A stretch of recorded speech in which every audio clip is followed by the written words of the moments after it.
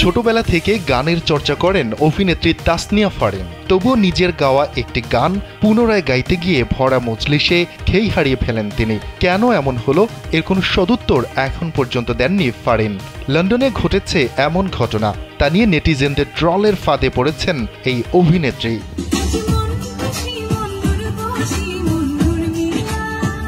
অভিনয়েই ফারিনের মুনশিয়ানা দেখেছে দর্শক। তার ভেতরে থাকা গায়িকা সত্তার সঙ্গে শ্রোতারা পরিচিত হয়েছেন বেশ দেরিতে। গেল ঈদে কণ্ঠশিল্পী হিসেবে অভিষেক হয় তার। ম্যাগাজিন অনুষ্ঠান ইত্যাদিতে তাহসানের সঙ্গে ফারিন গেয়েছিলেন রঙে রঙে রঙিন হব গানটি। স্যান্ডেলিনা সো, রূপচর্চায় আভিজাত্য।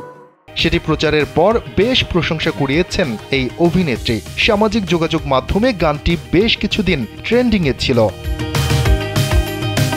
সম্প্রতি লন্ডনের মাইল অ্যান্ড স্টেডিয়াম মঞ্চে গান গেয়েছেন ফারিন। সেখানেই নিজের গাওয়া গান পুনরায় গাইতে গিয়ে সুর কেটে গেছে তার। যে গান গেয়ে আলোচনায় এসেছিলেন, মঞ্চে সেটি গাইলেন বেসুরা। তাতেই নেটিজেনদের সমালোচনার তোপে পড়েছেন তিনি। সম্প্রতি ট্রলের শিকার হচ্ছেন এই অভিনেত্রী।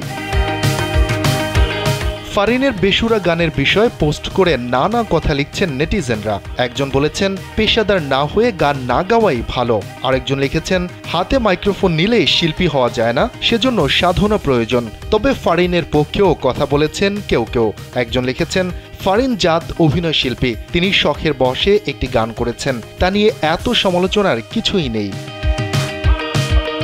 ম্যাগাজিন অনুষ্ঠান ইত্যাদিতে প্রচারিত গানের সঙ্গে লন্ডনে গাওয়া গানের সুরে কেন এত ফারাক, সে বিষয়ে এখন পর্যন্ত কোনো মন্তব্য করেননি ফারিন। ছোটবেলা থেকে গানের চর্চা করেছেন তিনি। ইচ্ছা ছিল গায়িকা হওয়ার, তবে মায়ের ইচ্ছা পূরণে এসেছেন অভিনয়ে। অল্প সময় জনপ্রিয় হয়েছেন তিনি, করেছেন সিনেমাও। শফিকুল ইসলাম শান্ত, কালবেলা।